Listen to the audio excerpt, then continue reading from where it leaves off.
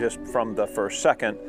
The idea of being in the woods, working in the woods, living in the woods, that all just made sense to me, better than anything else in my life.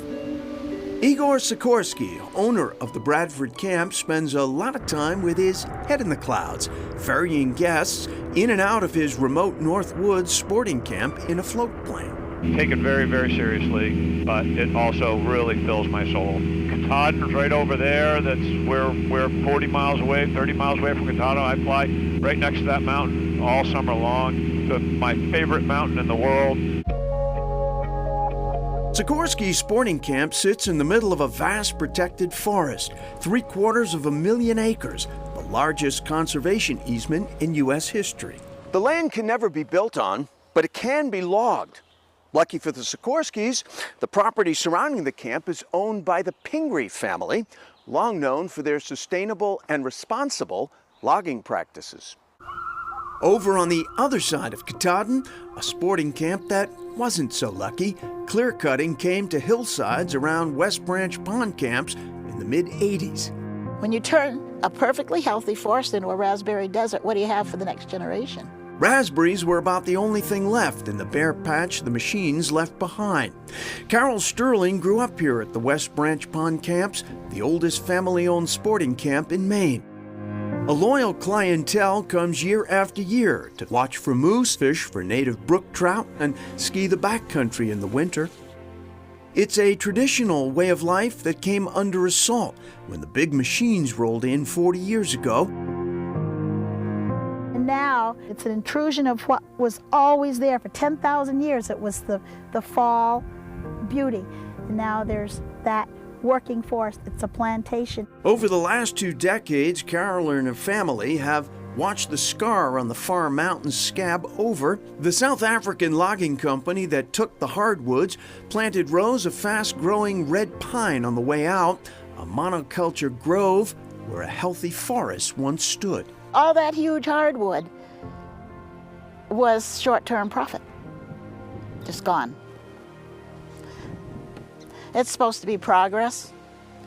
I don't think I'll ever think of it as progress. Money isn't the most important thing in the world.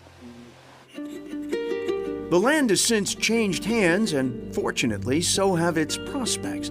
The Appalachian Mountain Club, or AMC, has gotten in the logging business. Way different. They are doing a beautiful job. I mean, the foresters go in and decide very carefully what sections of their land need what.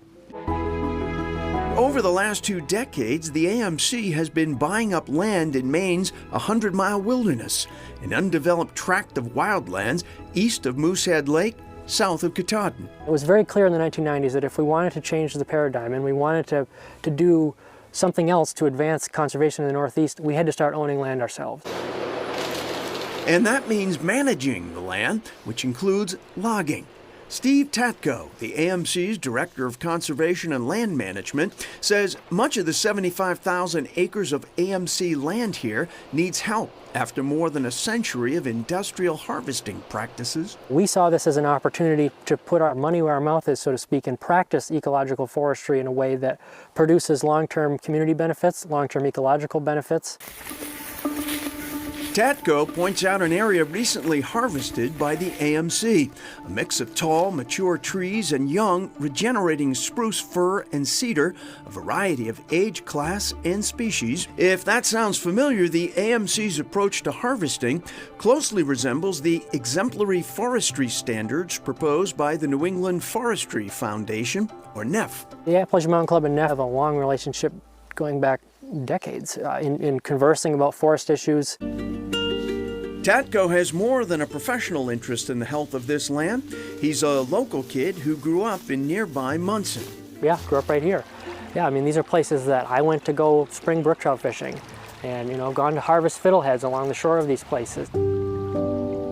So it was particularly meaningful for Tatko when, in 2020, Atlantic salmon was spotted in the middle branch of the Pleasant River for the first time in 180 years, the result of dam removal and cleaner water from a recovering forest. It is a miracle, and it's not over. I mean, there's still a lot more work to be done. It's sort of an amazing thing to really conceptualize. We're about 110 river miles inland right now from the Gulf of Maine. And to have these fish come back really speaks to the quality of the watershed that's here. And that's largely due to the presence of a forested landscape. The AMC is in the process of increasing its holdings in the 100-mile wilderness, bringing its total acreage to 100,000. Their brand of ecological forestry is also practiced by Maine's Bureau of Parks and Lands, which oversees 750,000 acres of forest.